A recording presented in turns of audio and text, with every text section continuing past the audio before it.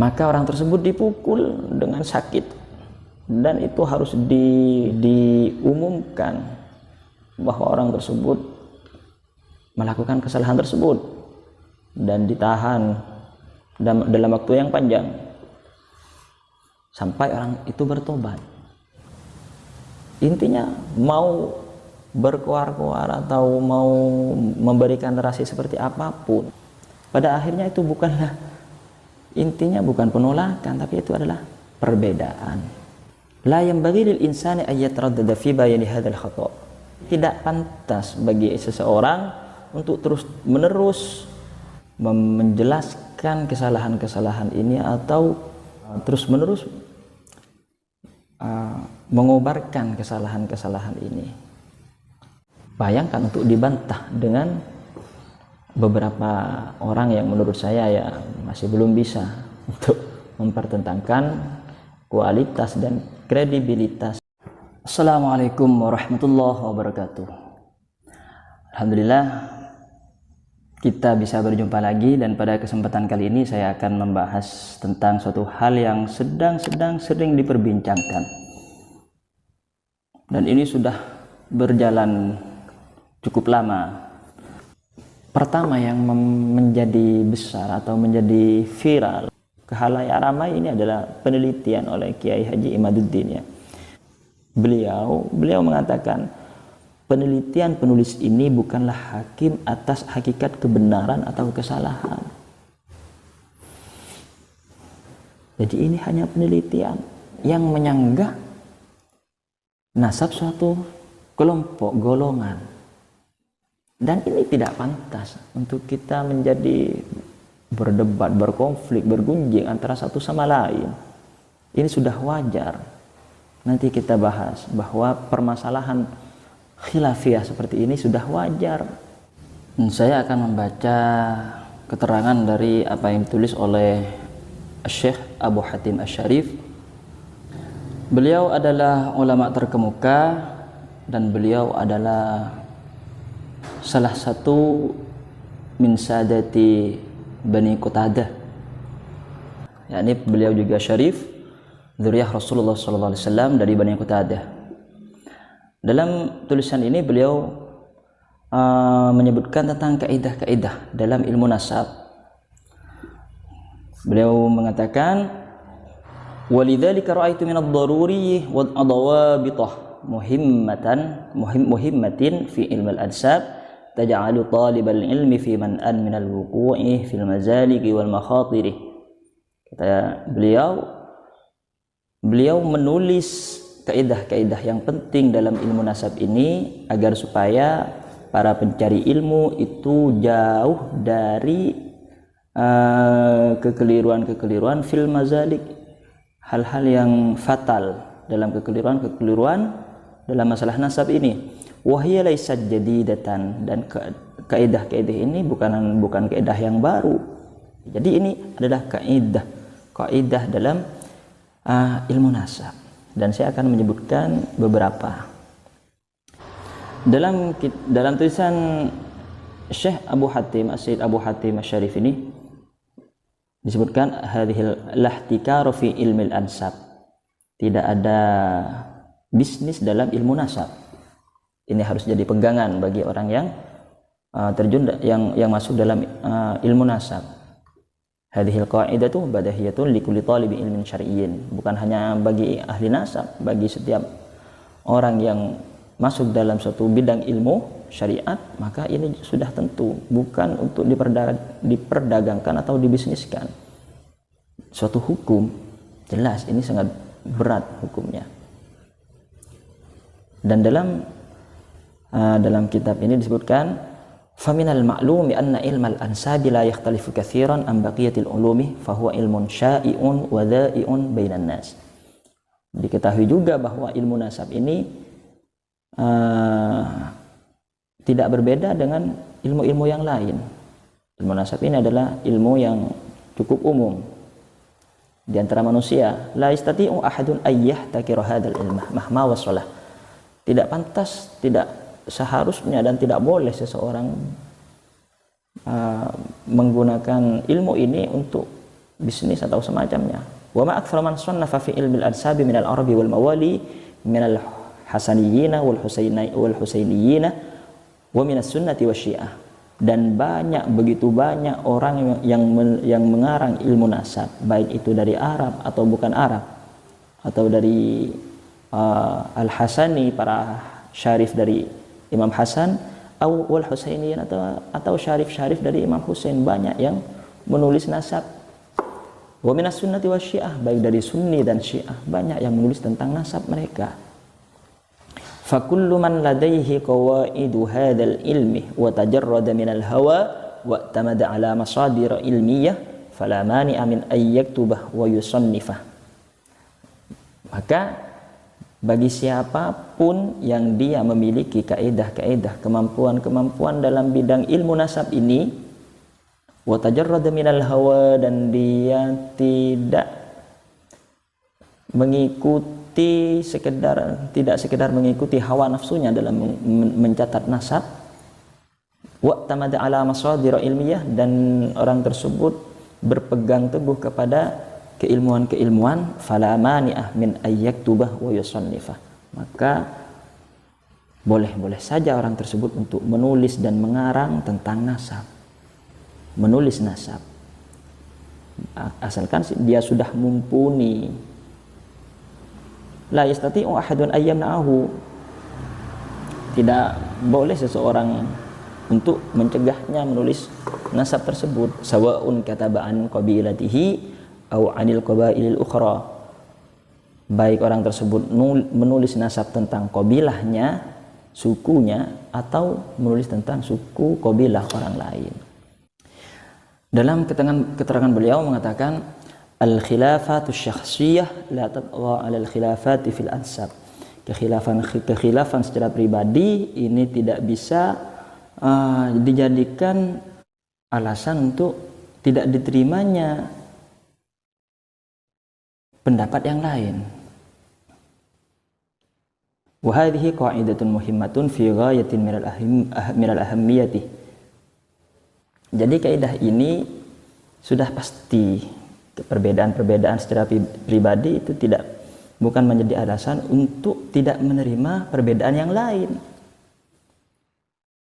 Fa ahyanan yasiru baina syakhsaini khilafun hawla qadiyatin muayyanatin, imma qadiyatin syakhsiyatin aw 'aqdiyatin aw ghairi dzalika min al-khilafati allati tahsulu bainan nas.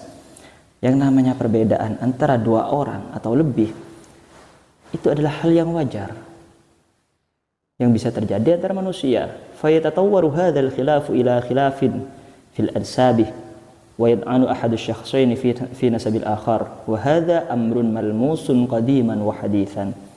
Dan ini juga terjadi, perbedaan hal semacam ini juga terjadi dalam ilmu nasab. Terkadang ahli nasab yang satu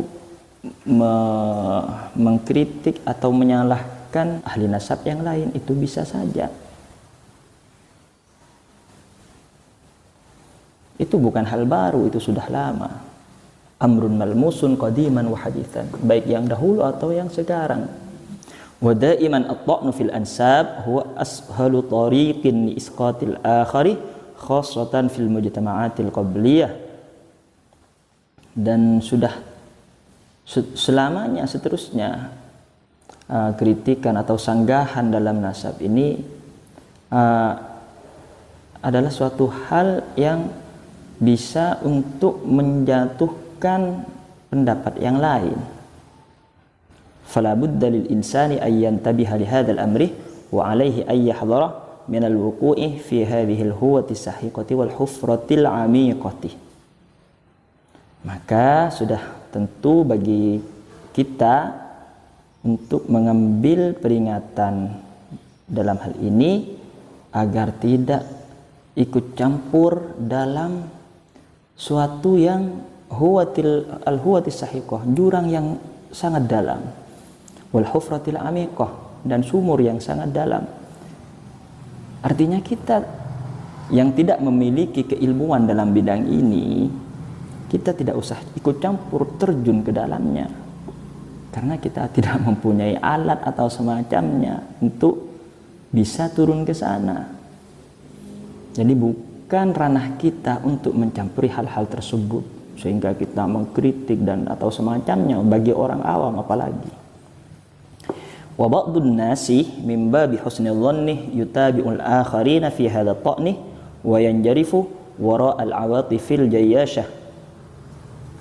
Dan sebagian orang karena hanya dengan mengikuti prasangka mereka itu mengikuti pendapat seseorang dalam mengkritik atau menyanggah atau menyalahkan, padahal dia tidak tahu, dan ikut-ikutan, hanya mengikut-ikutan karena sedang viral, sedang ramai atau semacamnya. Wa yanjarifu wara al-awatifil jayyashah thumma yatabayyanu ba'da an tahda al-umuru wa ta'udu al-miyahu ila majariha anna as-sabab al-awwal wal akhir laysa huwa ad-difa'u 'anil nasabi kama huwa zahirun wa mu'lanun.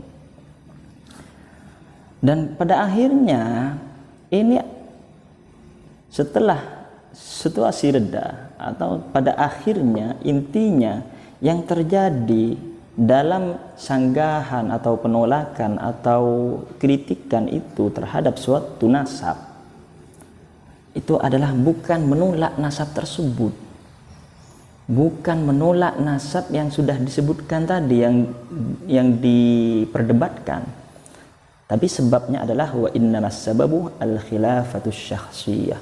Yang terjadi itu adalah perbedaan, bukan sanggahan. Yang namanya perbedaan itu bisa saja terjadi, apalagi dalam ilmu nasab. Makanya disebutkan di sini idza lam yakun lil mar'i ainun sahihatun fala gharwa ayyartaba was-subhu musfiru.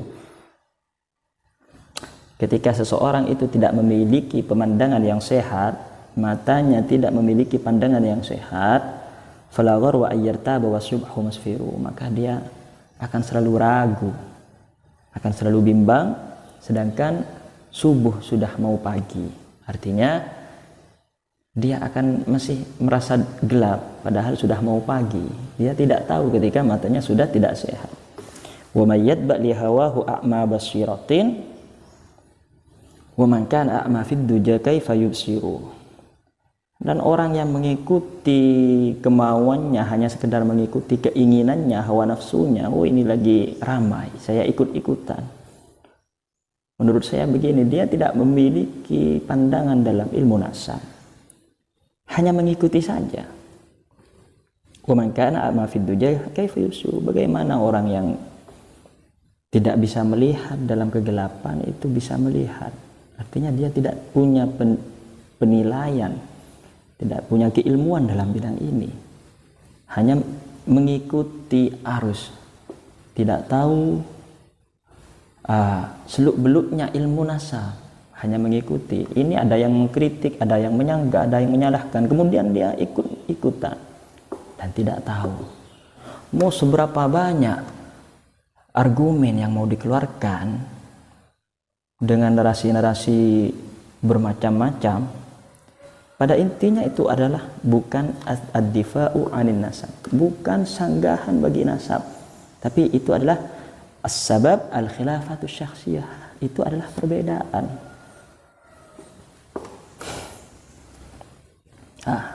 Kemudian dalam tulisan ini juga beliau mengatakan wala budda an na'lama anna al-khata'a fi kutubil ansabi laysa ka ghairihi min al-akhta'i faraddu ala hadha al-khata'i al-waqi'i fil kutubi jahlan aw khata'an aw 'amdan yu'addu min ajli al-umuri fi hadhihi al-usur wa huwa maqsidun masyru'un ghairu mamnu'in. Dan sudah seharusnya kita mengetahui bahwa kesalahan dalam kitab nasab ini tidaklah sama dengan kesalahan dalam kitab-kitab yang lain. Maka menolak atas kesalahan, satu kesalahan nasab yang dianggap salah dalam satu kitab nasab, jahlan, menolaknya karena bodoh, au khata'an, atau menolaknya karena keliru, au amdan, atau memang kesengajaan, yu'adduh min ajlil umur, dianggap sesuatu yang sangat besar, dan itu wajar-wajar saja, maksudun masyru'un wa ghairu mamnu'in. Jadi tidak usah dibesar-besarkan. La yanbaghi lil insani ay yataraddada fi bayani hadzal khata'. Tidak pantas bagi seseorang untuk terus-menerus menjelaskan kesalahan-kesalahan ini atau terus-menerus mengobarkan kesalahan-kesalahan ini. Waradi alaihi bituruqil ilmiyati syar'iyyati. Boleh saja, akan tapi jangan terus-menerus untuk diulik hal tersebut. Wa ma zala ahlul ilmi qadiman wa haditsan yanqudu ba'dhum ba'dhan.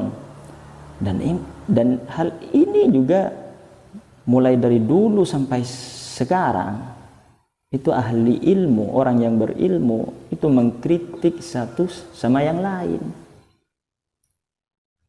Ahli ilmu ini mengkritik ahli ilmu yang lain dan begitu seterusnya, biasa mengkritik. Wal maktabatu tafihatun bi kutubin naqdih war rududih fi mukhtalafil ulumil ilmiyati wa syar'iyyati. Dalam perpustakaan kitab yang ada itu sudah penuh dengan kitab-kitab yang isinya kritikan, penolakan karena perbedaan masalah ilmu. Walam yakul ahadun minhum ana fawqan naqdi. Tidak ada dari mereka yang menyanggah atau menyalahkan. Mereka mengatakan ana fawqan naqdi, saya yang unggul dalam perdebatan ini, dalam kritikan ini saya yang benar. Tidak. Wa ana la ukhti'u, tidak ada yang mengatakan dalam kritikan mereka atau sanggahan mereka, tidak ada yang mengatakan saya yang benar, mereka yang salah, tidak.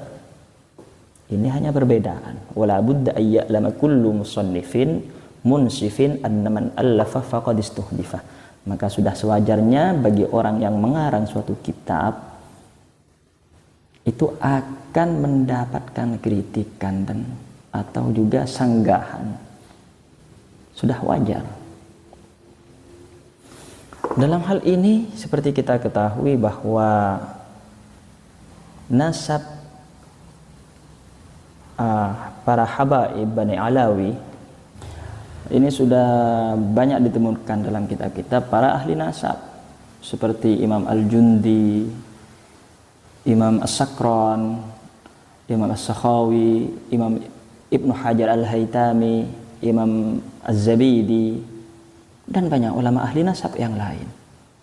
Bayangkan bagaimana ulama setaraf mereka. Apakah mau ditolak begitu saja oleh segelintir orang atau segelintir kritikan pada masa sekarang? Padahal pada masa-masa yang dekat dengan beliau para ahli nasab tidak ada yang menyanggah. Dalam hal ini sebenarnya banyak penulisan dalam tulisan-tulisan Syekh Abu Hatim Asy-Syarif ini mengenai hal perbedaan-perbedaan ini, tapi menurut saya tidak usah kita perpanjang karena ini bukan ranah kita untuk kita sampaikan di publik. Cukup kita sampaikan bahwa dalam kitab ini ada, dalam kitab ini ada, kitab ini ada, ulama ini menyebutkan, sudah cukup. Itu menurut saya sudah cukup. Wa mimma warada an ahli ilmi fi hadha sya'ni, dalam hal ini yakni dalam hal bahwa seseorang ketika mengarang kitab maka dia akan harus siap untuk mendapatkan kritikan. Kata Imam Al-Itabi, man sana'a kitaban faqad istashrafa lil madhi wa dhammi. Barang siapa orang yang mengarang suatu kitab maka sudah pasti dia akan mendapatkan baik itu pujian atau cacian atau celaan atau makian. Siap dipuji, siap dicaci. Fa in ahsana faqad istahdafa lil hasadi wal ghibati. Jika orang tersebut bagus karangannya, kitabnya, maka dia akan mendapatkan, bisa saja dia ada orang yang dengki atau iri padanya, atau menjadi omongan oleh orang yang tidak suka. Wa in asa'a faqad ta'arrada lisyatmi wastakdhafa ala kulli lisanin. Dan jika kitab tersebut hasilnya tidak baik, maka akan mendapatkan gunjingan atau mendapatkan makian dari orang lain dan semacamnya. Jadi bisa saja mau baik mau buruk hasilnya akan tetap dapat hal yang tidak suka. Pasti ada siap untuk mendapatkan siap untuk mendapatkan sesuatu yang buruk atau sesuatu yang baik. Qala Hilal Ibnul Ala yustadillu ala aqli rajul ba'da mautihi bi kutubin sannafaha wa syi'rin qalahu wa kitabin ansha'ahu. Kualitas akal seseorang, pemikiran seseorang atau kualitas seseorang setelah orang tersebut meninggal itu bisa dilihat dari kitab-kitab yang ditulisnya, dari syiiran-syiiran yang dibuatnya, atau tulisan-tulisan yang dibuatnya. Jadi seorang yang mengarang suatu kitab itu harus siap, karena orang akan menilai orang tersebut dari kitabnya. Kredibilitas orang tersebut dipertanyakan, dipertaruhkan ketika mereka mengarang kitab, suatu kitab. Tentu ini bukan hanya kita yang tahu. Imam Ibnu Hajar Al-Haytami dalam mengarang kitabnya, Asy-Syaikh Az-Zabidi, As-Sayyid Az-Zabidi, As-Sakran dan lainnya, itu sudah mereka tahu pasti karangan mereka akan menjadi penilaian bagaimana kualitas mereka, kredibilitas mereka, apakah mereka dapat dipercaya atau tidak. Itu taruhannya dalam mengarang kitab. Dan bagaimana posisi mereka, kualitas mereka, apakah masih diragukan. Qala al-Khatib al-Baghdadi, man sannafa faqad ja'al aqlahu fi tabaqin ya'riduhu lin-nas. Orang yang mengarang suatu kitab, menulis suatu kitab, maka dia menjadikan akalnya, pemikirannya dalam kitab tersebut, dan itu dijajahkan atau diperlihatkan kepada semua orang. Oh, ini kualitasnya bagaimana, kok kitabnya seperti ini, misal. Jadi ini adalah taruhannya, kredibilitas orang tersebut dalam menulis kitab. Tentu orang yang menulis kitab haruslah berhati-hati, tidak semata-mata menulis hanya dengan keinginan mereka.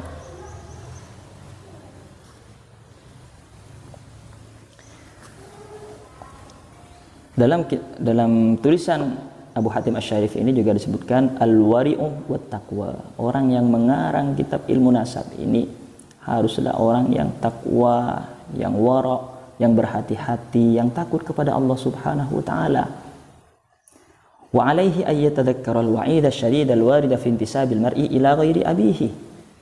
Dan orang yang mengarang nasab, kitab nasab ini haruslah mengetahui, dia harus sadar bahwa ada ancaman berat ketika memasukkan suatu nama orang kepada suatu nasab.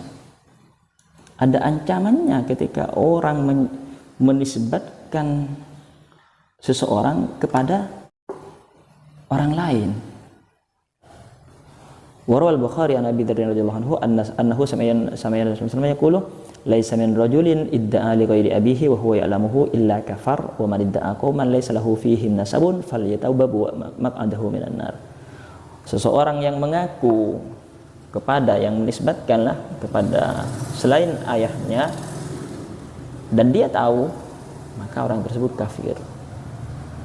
Wa man idda'a qauman laisa lahu fihim nasabun falyatabawwa maq'adahu minan nar. Dan orang-orang yang mengaku kepada suatu kaum padahal orang tersebut bukan termasuk dari golongan kaum tersebut, falyatabawwa maq'adahu minan nar, maka orang tersebut harus bersiap untuk bertempat di neraka. Maka ini hendaknya orang yang masuk dalam ilmu nasab ini haruslah orang yang taqiyan, wari'an, orang yang bertakwa, yang wara', yang berhati-hati, yang takut kepada Allah Subhanahu wa taala. Kata Imam Malik Ibnu Anas rahimahullah, man intasaba ila baitin Nabi sallallahu alaihi wasallam yakni bil batil yudrabu darban waji'an wa yushahharu wa yuhbasu tawilan hatta tadhhara taubatuhu.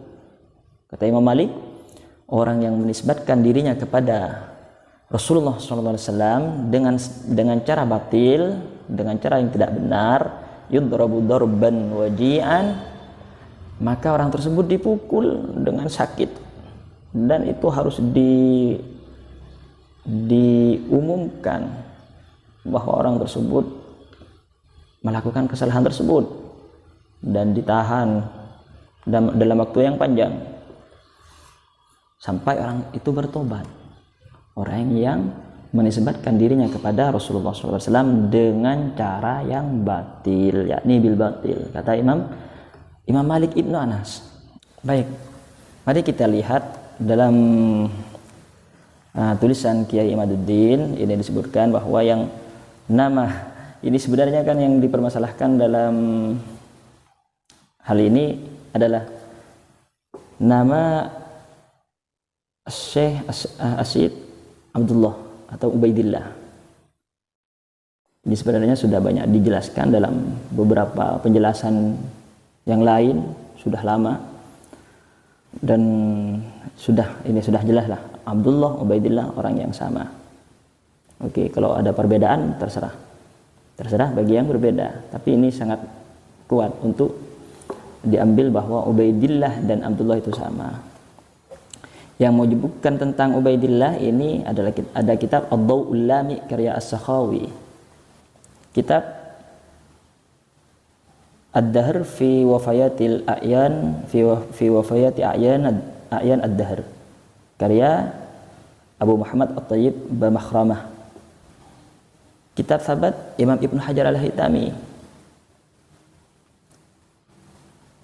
kitab Tuhfatul Talib karya As-Samarqandi, kitab Ar-Raudhul Jali karya Sayyid Murtada Az-Zabidi. Bagaimana kualitas orang tersebut, para habaib, para sayyid ini, para ulama ini, dalam kitab Tabaqatun Nasabin karya Syekh Bakar Abu Zaid, beliau menyebutkan tentang ulama-ulama tersebut. Ini ahli nasab. Syekh Murtada Az-Zabidi disebutkan, beliau Muhammad bin Abdul Razak Al-Husaini Az-Zabidi Abul Faid Al-Mulaqab Al-Murtada, Allamah bil lughah wal hadith wal rijal wal ansab. Beliau orang yang sangat-sangat alim. Allamah ini bukan hanya alim, sangat-sangat alim bil lughah, dengan bahasa Arab, hadith, ilmu tentang rijal, tentang nasab. Dan beliau Syekh Murtada Az-Zabidi adalah pengarang kitab Ithafus Sadatil Muttaqin yang menyarai kitab Ihya Ulumuddin. Ithafus Sadatil Muttaqin ini adalah rujukan semua ulama tentang Ihya Ulumuddin. Seperti kata yang tadi, kredibilitas seorang ulama, pengarang kitab, itu dipertaruhkan dalam kitabnya. Seperti yang disebutkan dalam tulisan Kiai Imaduddin, ditemukan nama Ubaidillah dalam kitab Imam Ibnu Hajar Al-Haytami. Imam Ibnu Hajar Al-Haytami, siapa yang tidak tahu kualitas kredibilitas beliau? Disebutkan ini bahwa termasuk dari ahli nasab dalam Tabaqatun Nasabin, Imam Ibnu Hajar Al-Haytami. Muhammad bin Abdullah Husaini As-Samarqandi, beliau seorang an-nasab, ahli nasab, dan banyak ahli nasab yang lain yang menyebutkan dalam kitabnya. Tentu ini adalah perbedaan, dan menurut saya cukup berpegang teguh kepada ulama-ulama ahli nasab ini yang sudah disebutkan tadi, dan itu sudah cukup kuat. Dan ulama-ulama yang tidak mengarang kitab pun juga mengakui. Jadi kembali kepada yang tadi, bahwasanya banyak orang-orang yang mengikuti pendapat orang lain dalam menyanggah atau mengkritik atau menolak pendapat suatu ahli nasab, dan mereka sebenarnya tidak tahu dalam bidang nasab, tidak tahu. Dan pada akhirnya ini perdebatan, pertentangan atau penolakan ini dan semacamnya, ini bukanlah mengenai menolak nasab tersebut. Pada hakikatnya bukan penolakan, tapi ini adalah perbedaan. Intinya mau berkuar-kuar atau mau memberikan narasi seperti apapun, sekuat apapun narasi kita atau narasi yang kita ikuti untuk menolak suatu nasab ini, pada akhirnya itu bukanlah intinya bukan penolakan, tapi itu adalah perbedaan. Dan bayangkan seorang Ibnu Hajar, seorang Al-Jundi, Az-Zabidi, ahli-ahli nasab, As-Samarqandi, As-Sakron. Beliau orang-orang besar yang sangat-sangat berilmu dan mumpuni dan bertakwa. Bayangkan untuk dibantah dengan beberapa orang yang menurut saya ya masih belum bisa untuk mempertentangkan kualitas dan kredibilitas para ulama-ulama tersebut, dan masih banyak yang lain. Demikian apa yang bisa saya sampaikan. Semoga hal ini segera reda. Bagi yang tidak terima atau tidak setuju dengan pendapat saya, oke, silahkan. Ya, demikian. Semoga apa yang saya sampaikan ini bisa menjadi tolak ukur atau menjadi pertimbangan. Semoga bisa diambil hikmahnya, dan jika ada salahnya saya mohon maaf.